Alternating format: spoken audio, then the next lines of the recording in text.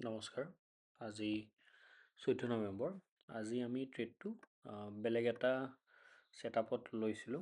আমাৰ ট্ৰেডটো লৈছিলোঁ আজি 0.5ৰ ৰেজিষ্টেঞ্চৰ ওপৰত। চাওঁচোন কি হয় ট্ৰেডটো। আমি আপুনি যদি চাই মাৰ্কেটে 0.5ৰ ৰেজিষ্টেঞ্চ লৈছিলে ওপৰ ফালৰ পৰা, সেইকাৰণে আমি পুটৰ ট্ৰেডটো এণ্ট্ৰি কৰিছিলোঁ। আমাৰ এছএলটো আজি সেইকাৰণে সৰু হ'ব।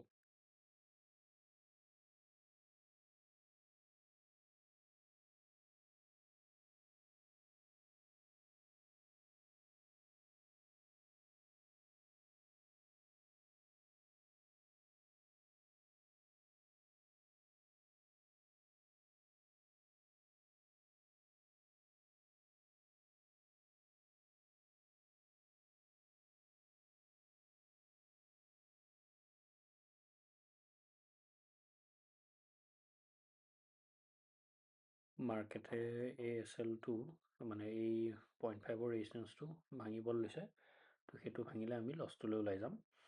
আমাৰ আজি লছটো সৰু আৰু বেংক নিফটিত অলৰেডি ভাঙিলে। নিফটিটো এইটো ৰেজিষ্টেঞ্চটো পাৰ কৰি দিয়াৰ লগে লগে আমি লছটো কাটি পেলাই 2700 টকাৰ লছ লৈ পেলাই আমি এক্সিট কৰিলোঁ। আজিৰ কাৰণে ইমানেই। আহিছোঁ দিয়ক, ধন্যবাদ।